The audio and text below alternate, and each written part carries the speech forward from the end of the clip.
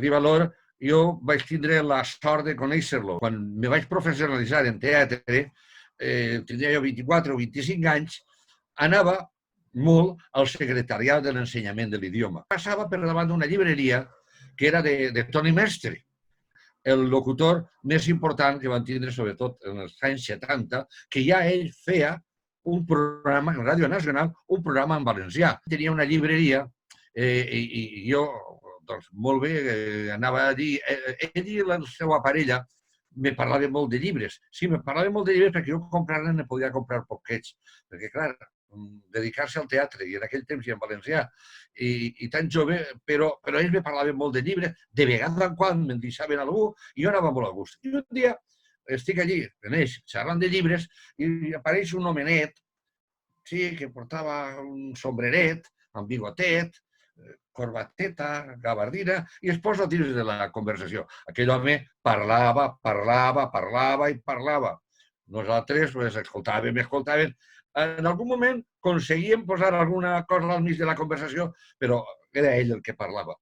Bé, el cas és que després d'aquest dia, jo cada vegada que anava, l'homenet que estava... I ara ja el Toni Mestre i la seva parella no estaven en la conversació, ja me deixaven a mi a soles. I aquell home parlava, i jo escoltava.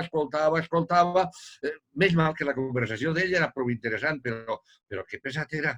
Total, que al tercer o quart dia, jo quan passava per la llibreria de Toni Mestre, mirava i si estava l'homenet, no entrava. No, ja dic que no és que ell el que diguera no fos interessant, que era molt interessant, però és que jo soc nerviós i sempre m'han faltat hores al dia per a fer totes les coses que vull. Després arriba el primer, però jo... I anava al secretariat, i un dia en el secretariat em diuen que a veure si en el grup de teatre jo vaig ser fundador amb el meu germà del grup de teatre L'Entaulat de València, un grup emblemàtic del teatre independent valencià. I aleshores me va proposar allà en el secretariat que fèrem un espectacle al voltant d'unes rondalles que havien editat i tal, que me podien presentar a l'autor, que era molt conegut d'allí, del secretariat, i ai, molt bé i tal. Ja me'l presenten i, com vos podeu figurar, era l'homenet de la llibreria. Ens fèrem amics, bueno, un coneguts, sempre que ens veiem ens saludàvem i xerràvem, i el darrer any, crec que va ser l'últim any de la seva vida, resulta que en Picanya, l'editorial Bullent, amb l'Ajuntament de Picanya, fan un concurs, que es diu concurs de Rivalor, i en aquell temps, com ell vivia, li feien homenatge i me van programar a mi per a fer l'actuació de l'homenatge de l'entrega de premis. La vam fer en el carreró en Rivalor, que encara existís, i arriba, i allí estava ell. Jo, mare de Déu, jo ara tinc que recitar i tinc que narrar així davant d'aquest home. Això me preocupava a mi, una animalada, i me'n vaig a ell, hola, Enric, i tal, bé. Mira, escolta, Enric, que queden les coses clares. Tu eres escritor i l'escriptura, la literatura, té una disciplina i jo ho fas molt bé i ho controles molt bé. Clar, jo soc contacontes, jo soc actor, jo utilitzo la literatura oral i faig espectacle. És una altra disciplina, és una cosa molt distinta. I a més, tu t'has basat molt en la tradició i la tradició saps que a vegades és molt antiquada i algo reaccionària. O sigui, jo ho faig a la meva manera i he canviat algunes coses. Oh, bé, tu fes. Ja veurem. Allò del ja veurem a mi me va sentar com si me posaren una espasa en la gola. Però bé, allà que vaig fer l'espectacle, la cosa funciona bé i quan acaba me'n vaig cara a ell i dic bé, escolta, Enric, què t'ha paregut? Ben trist. Ho faig en valencià. I ens divertim tant i m'ho passe tan bé com m'ho he passat avui, fes el que te dona la gana. Però no deixes de fer-ho en valencià, Us puc dir que a mi una de les coses que me va preocupar molt és que una de les rondalles que vaig contar i vaig treballar va ser el Mig Pollastre. Per qui no conega el Mig Pollastre, dius que acaba en que el Mig Pollastre va amb la princesa a casar-se i la princesa va plorant. I quan va plorant la princesa se n'adona que el Mig Pollastre, així al tos, té una espècie de clau, una agulla, que l'estira i l'agulla fa, al llevar-la, que el Mig Pollastre se convertisca en un príncep que era el que en realitat era. I el príncep i la princesa es poden casar i estan tots contents. A mi això no m'agradava gens ni miqueta. I això ho he canviat i ho vaig fer davant d'ell canviat. Perquè per mi el mig pollastre, sí, va una princesa a formalitzar la seva relació. I jo no dic de quina manera la formalitza, perquè no tinc per què entrar, cada un que s'apanye. I que de pronto la princesa va plorant i el mig pollastre li pregunta ¿per què plores, princesa? I ella li diu que és que ella és una princesa de conte que sempre havia somiat de casar-se amb un príncep de conte alt, vell, bonic i garrit. No un animalet, mig pollastre i mig fer i tot lleig com ell. I el mig pollastre, que durant tota la rondalla havia anat a enfrontar-se a tots i pensant-se més important que ningú i tragant-se'ls i posant-se'ls en el bec, fins i tot més que el rei, el pare de la princesa, se va escoltar de la princesa, de la guapa princesa, que era lleig, que estava a mitad fer i que era un animalet i que no l'acceptava. I li diu, tragant-se l'orgull i amb molta humilitat, mira, té raó, però jo sé moltes històries i moltes cançons. Si et cases amb mi, mai t'avorriràs. I la princesa li diu, a veure, canta'm una cançó. I li canta, què li canta? La cançó justet que va repetir durant tota la rondalla. Vaig a casar-me amb la filla del rei, vull ser més ric que no ell, que gratant un femeret m'he trobat un dineret. I a la princesa li va agradar tant aquesta cançó que va i se va enamorar del mig pollastre. El mig pollastre se va enamorar d'ella. I enamorats formalitzaren la seva relació. I que jo sàpiga, perquè ningú m'ho ha dit, mai s'han separat. Mireu si estaven enamorats. I això ho vaig contar davant d'ell. Jo estava preguntant, per què? No me va dir res. I aleshores jo, des d'aquell moment, era el que feia i cada vegada ho faig més. Jo, contes meus, ne tinc poquets. Contes que he escoltat, ne tinc un poquet més. I la majoria dels repertoris que jo faig són llegits i que jo readapte a la meva manera i els faig meu.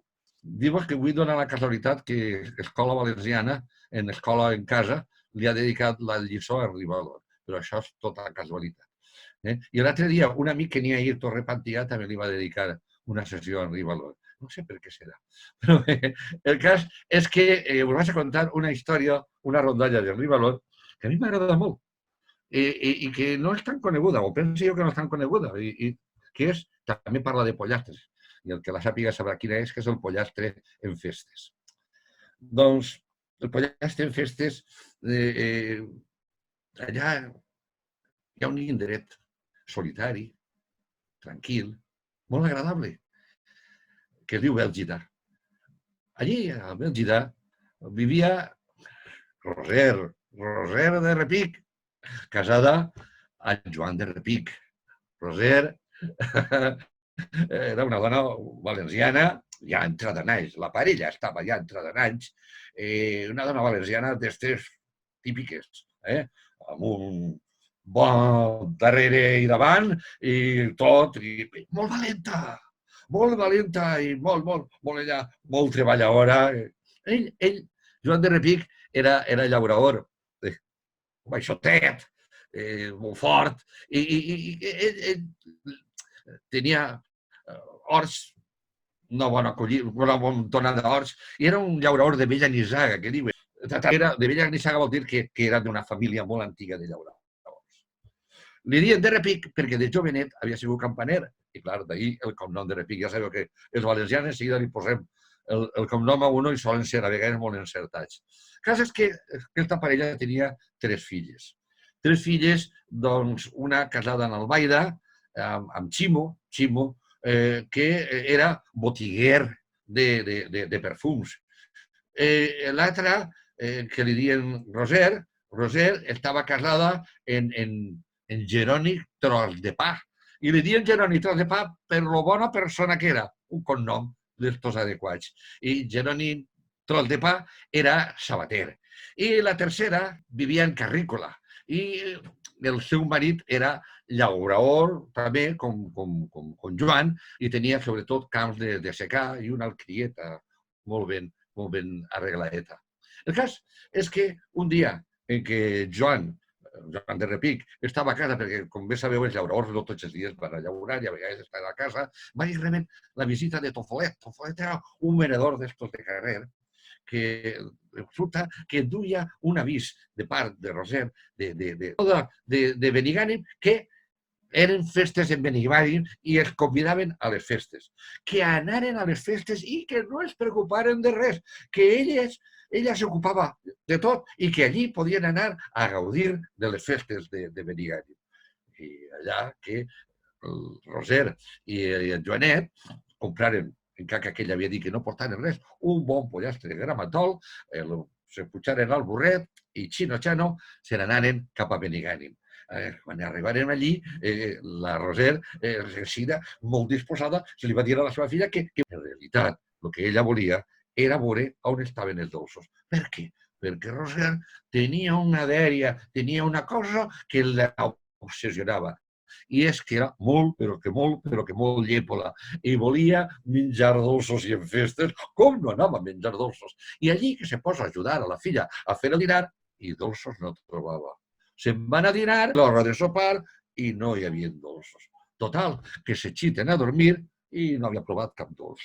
Aquella no tenia les coses clares i a les 12 de la nit agafa la toqueta, se la posa, agafa una espelma i allà que se'n va a buscar dolços. Clar, el marit de la filla era sabater. Diu, estarà en el taller de la sabateria. Perquè segur, com no pensen que allí al taller tenen que entrar els visitants, segur que tenen allí els dolços. I allà una espelma que se'n va per la sabateria i de pront veu una cosa com aixina, i aixina d'ample, tota marró, diu, pa figo, mira on tenen el pa figo.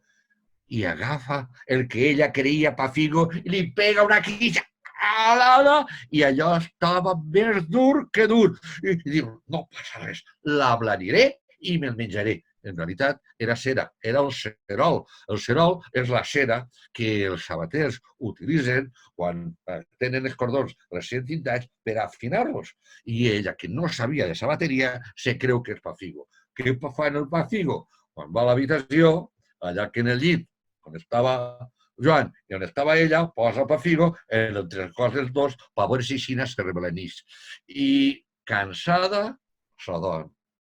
Quan es fa de dia, intenten separar-se i allò se'ls havia pegat. Però què fas, dona? Però què és això que se mos ha pegat? Però què? Ai, Janet, però aparta, lleva això, que no, que sí, que no, que... I pegant crits, allí que apareix la filla i el gendre, tros de pa. Ai, tranquils, que no passa res. El tros de pa tot ho volia fer bonic. No passa res, ara ens ajudarem en aigua calenta. Però, mare, li diu la filla, per què agafa vostè les coses del meu marit? Perquè eres una tacanya, perquè eres una guerra. No m'has donat dolços. Però, mare, per què li tinc que donar dolços? Jo li venia així a ajudar-li, però no té per què agarrar les coses del meu marit. Perquè tu eres una gorrina que no me dones les coses de dolços. I jo he vingut així i tu no me dones dolços. I, mare, que no agarra les coses del meu marit, que em dones dolços, que es barallen. I què tenen que fer? Agafar el pollastre gramatol, la burreta i cap a Bèlgida. I, diu Joan a Roser, ja m'has fet que m'enfade amb la meva filla. Jo no vull enfadar-me amb les altres, Jo no vull enfadar-me amb les altres. No te preocupes, li diu la Roser. I què passa? Que al poquet els arriba la invitació d'anar a Albaida. En Albaida vivia Ximet, que era el netet. Com no anaven a anar al Ball de Vora al netet? Clar que tenien que anar al Ball de Vora al netet.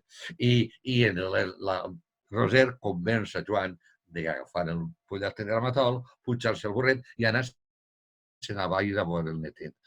Visca la banda de Bocairent! I allí que estaven tots contents. Iaio! La banda, iaio, iaia, ximet. Allà que se'n baixa del burret i en seguida, la Roser agafa la mà del xiquet i el Joan portava la burreta i el pollastre gramatol i no pot remediar-ho, Roser, i en seguida li diu al netet van bé les festes? Molt bé, iaia, molt bé. I ta mare ha fet dolços? Diu, ui, sí que n'ha fet. Sobretot ha fet uns caramels que estan la mar de bons.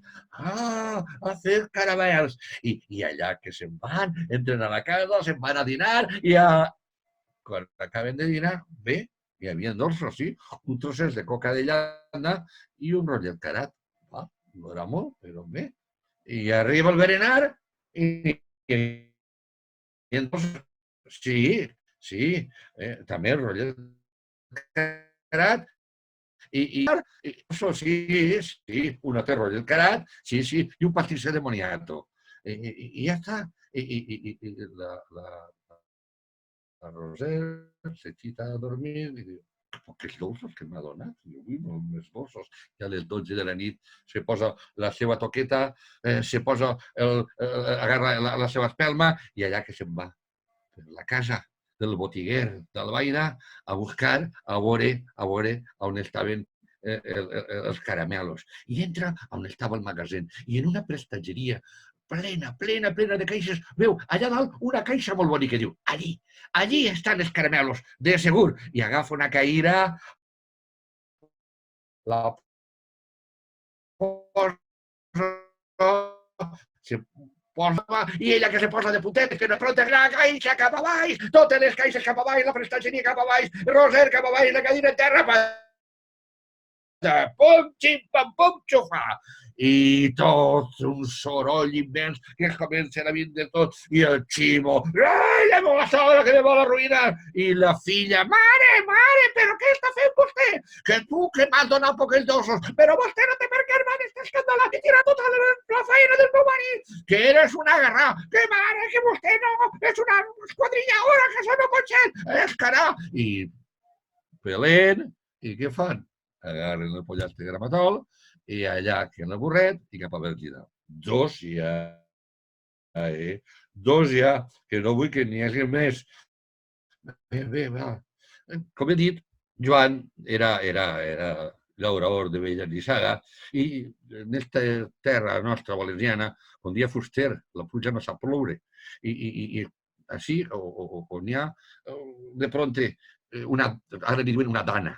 Abans seria una gota freda. I en els temps antics seria una ruixa i una trona. El cas és que igual plou massa, que igual hi ha una sequera que dura anys. I estaven justet en una sequera d'eixa que dura anys. I Joan estava preocupat perquè tenia uns campells que si no sé, podia ser una ruïna i tal. I resulta que en Carrícola, en el poble de la tercera filla, havien trobat la manera de, en seguida, molt ràpidament, veure on hi havia aigua subterrània. I, clar, això li interessava. Quan vingueren els festes va ser Joan el que li va dir a la Roser d'anar a Carrícola. I allà que anaven a Carrícola. Arriben a Carrícola, us tinc que explicar que és un poble que sols és un carrer molt llarg, amb l'església enmig, però sols és un carrer. I allí vivia la filla i va en una caseta molt familiar, de poble, molt valenciana, que tenia davant de la porta d'entrada un emparrat de raïm valencià. I després a la baix estaven totes les zones d'estar, la cuina, i dalt estaven les habitacions per a dormir. I arriba allí i l'arrastre a la gàbia, el burret allí on estava la bodega i se'n va. En seguida la filla s'emporta la mare a la cuina i diu, mira, mare, i veu la cuina plena de safates i safates plenetes de dolços. Així no li va faltar a vostè dolços. Jo m'he assabentat de lo que li ha passat a les meves germanes i jo no vull que a mi m'ocorrisca. I no vull que vostè patisca. Així té dolços per tot el que vostè vulgui. Agarra el dolç que vostè vulgui. Ja que, no. Que el que faci falta, i ja sap vostè on estan les safates. I clar, i després ve l'hora de dinar i diu, bueno, i ara, li diu la filla, morarem a l'església.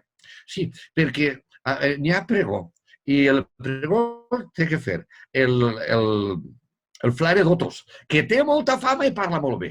I allà que se'n van a l'església, tot el poble estava allí a l'església, una gentada tremenda, l'església ben plena, i aleshores que el Flare d'Otos. Oi, gent de Carrícola, aneu espai.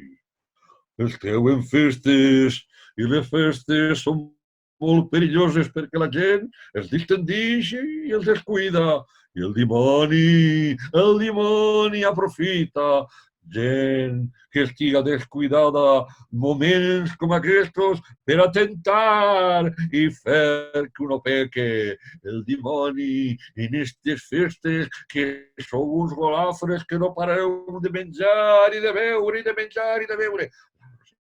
Ensina, mira la filla i la filla. I sí, perquè el dimoni estarà per Carrícola, el dimoni anirà carrera dalt i carrera baix de Carrícola, el dimoni estarà per el racó de Carrícola, aneu a estar amb el dimoni. Acaba el pregó i Roser, tota impressionada, que surt amb la filla i la filla diu: no faig cas, mare. Ja s'acosta, no faig cas. Parlo. I agafa l'espelma, se posa la toqueta i allà que se'n va al balcó que donava justet del primer pis a la parra, a obrir el balcó i allí que va a agafar el raïm valencí quan de pront escolta mira, i el que a ella li pareix que és un bou en realitat la vaca del veí que s'ha mamat i aquell és un bou. Ella cap a dalt i cap a baix, pegant crits i tal, i de pront tota la gent de Carrícola que s'erix i teatres anava l'escolanet, que li faltava un regonet, i se'n va al campanari i es comença a tocar les campanes. Diridong, diridong, el dimoni, que està per Carrícola, el dimoni, diridong, diridong, diridong, diridong. I de pront s'escolta una veu d'home que diu: no és el dimoni, el que va baix és la meva vaca que se m'ha escapat. I una altra veu d'home que diu: no, i el que va dalt és la meva dona, que ho conec per les calces que porta. I aleshores uns joves més mal que anaren i agafaren la vaca i aquella va poder baixar i, clar, fet el ridícul, agafaren el pollastre Garramatdol, agafaren la burreta i cap a Bèlgida. Quan arriben a Bèlgida, Joanet li diu a Roser: Roser, això tenim que arreglar-ho. Saps què anem a fer? Anem a agarrar el pollastre i s'anem a fer un arrosset de pollastre i almenys el pollastre que servisca per a alguna cosa. I en això que escolta una veu que diu: com? Que ara m'aneu a tallar el coll? Això vos heu cregut. En tant de temps que heu tardat en fer-se amb mi, jo he de prendre la lliçó. I sabeu què vos dic? Que me'n vaig. I el pollastre agafa i se'n va. I els deixa amb un pam de nassos. I xip-xap, contat. El poema diu: i apaga la llum i tanca els teus ulls i escolta el silenci de l'habitació. No tingues por, no et pense fer mal, només vull recórrer la pell del teu cos, però no alces la veu, no facis soroll, no tinc altra forma de dir-te el que sent. Que et besen el coll molt a poc, et toques cabells amb la punta dels dits i el sent respirar molt ràpidament. Serà que et mossega amb tendresa els mugrons i comença a baixar i observa com s'obri el teu sexe latent. I estic dins de tu, habita el teu cos i et besa la boca fanàticament. És cançó explícita de Pau Alabajos. No sé si vosaltres coneixereu, un conte molt típic per a xiquets, que si no, jo vos faig referència a ell, que és el de Marieta, que és un conte verdaderament desagradable. I és que abans ens contaven coses verdaderament desagradables. Jo tinc un parell de versions d'ells per a la gent menuda, però evidentment no és com està tradicional. Jo canvio la tradició i l'actualitzo i tal. Sí, perquè si no és convenient, no és convenient. I ja està. Aleshores, és aquell de Marieta, ja estic al primer escaló, Marieta, ja estic al segon escaló. Sí, resulta que el mort apareix la nit de difunts a casa Marieta a pel fetge perquè la Marieta li ha furtat el fetge al mort. Fixeu-se si això a la gent menuda és un animalà o no és un animalà, això del fetge del mort. Bé, el cas és que un dia contant contes en el Verger, una dona que li diuen, això fa 4 o 5 anys, no sé si viurà perquè ja era major, Maruja Aguilar, a mi m'agrada perquè puc, Carles, jo en això soc com tu dius, referència el més possible els autors, que per almenys ja que els utilitze, no? Aleshores, Maruja Aguilar me va contar aquesta història que té la seva gràcia, que és el mateix conte, diríem, més o menys, però per adults. Pet i Marieta era una parella de nuvis que es volien d'allò més, però eren pobres i no sabien com fer per ajuntar-se i tal.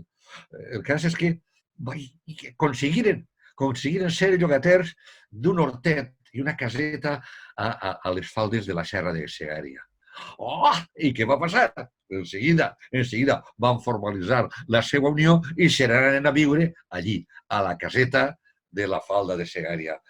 El cas és que pues Marieta l'havia criat l'àvia i l'àvia era una beata i ella s'havia mantès intacta sense que la tocaren fins el dia que s'ajuntaren els dos i formalitzar la parella. I què va passar? Aquella primera nit, mare, quina nit, mare, més mal que se va fer de dia.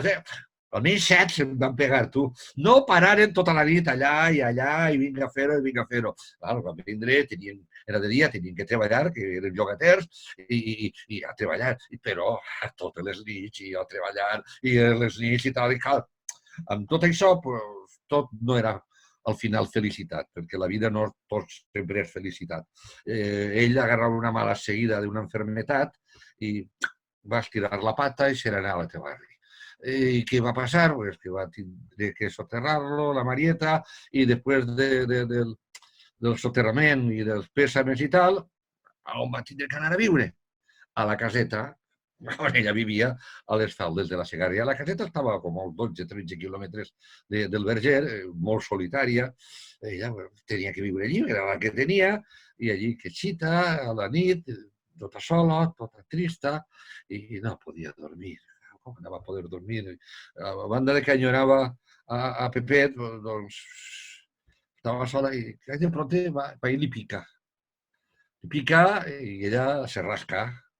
I se rasca, però li pica, i allò li donava gustet. I ella pues, se rascava i li picava i se rascava i allò li donava gustet i estava molt contenta ella. Allò, allà sola, pues mira, bé, i en el pronte, allí, una nit que era congola de lloc constipat, que negra, oscura, congola de lloc constipat, s'escolta fora de la caseta una veu d'home que diu Marieta, vinga per tu, vinga a passar la nit amb tu, vull passar la nit amb tu. Marieta, què és això? Ui, no reconec qui és. Qui serà? Ui, qui serà? Me dona curiositat.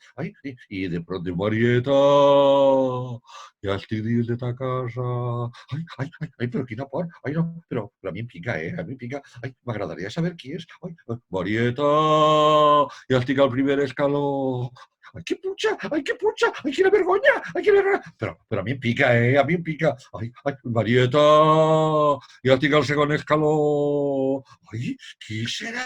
Pues no li reconec la veu. Qui serà? Pues tinc ganes de conèixer-lo. Però no, quina por. Marieta, he arribat al reprenell del primer pis. Que està venint. Marieta, que ja estic entrant a la teva habitació. Mare de Déu, però saber qui és. I a mi em pica i això. Marieta, ja t'estic tocant els peus. Que em toca els peus, jo horrino. Que gust. Marieta, ja t'estic tocant les cames. Sí, que me toca les cames. Qui serà? Que no sé qui és. Marieta! Pega un crit Marieta quan anava a tocar-li allò que tots sabem i encén la llum i veu un home d'esquenes que anava corrent i ella se'n va corrent. Qui eres? L'home corria espantat i desapareix.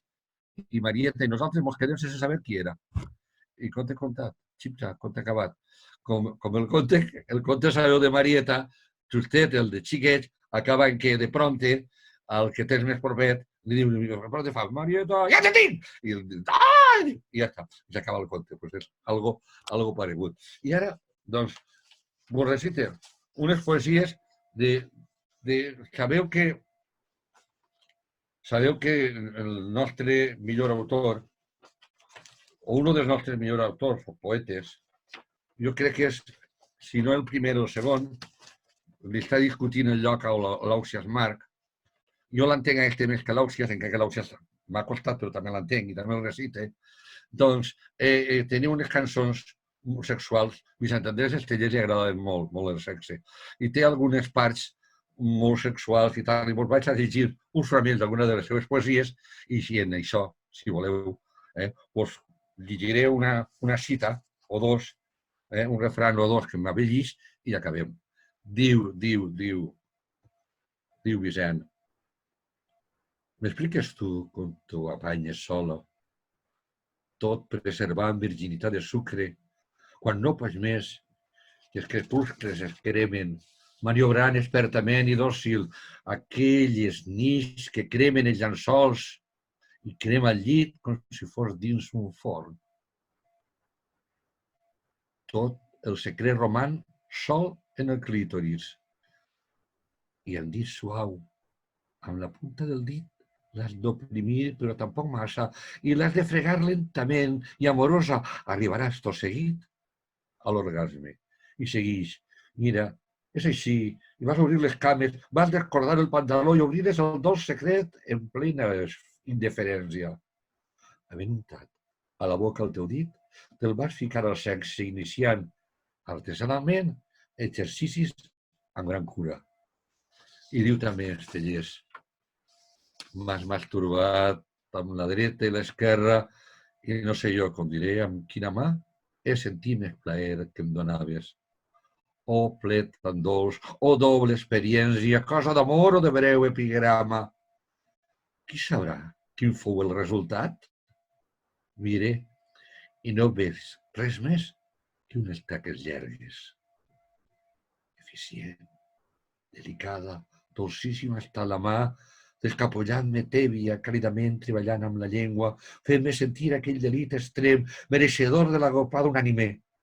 Ai, no podré oblidar aquell dia, m'has enramat en besades molt grates, fes-me besar en grunes seminals. I diu una dita, a vell que consell dona, feu-li cara bona. Per tant, feu-me cara bona, que vos dono consell de que vos ho passeu el millor possible. Bona nit.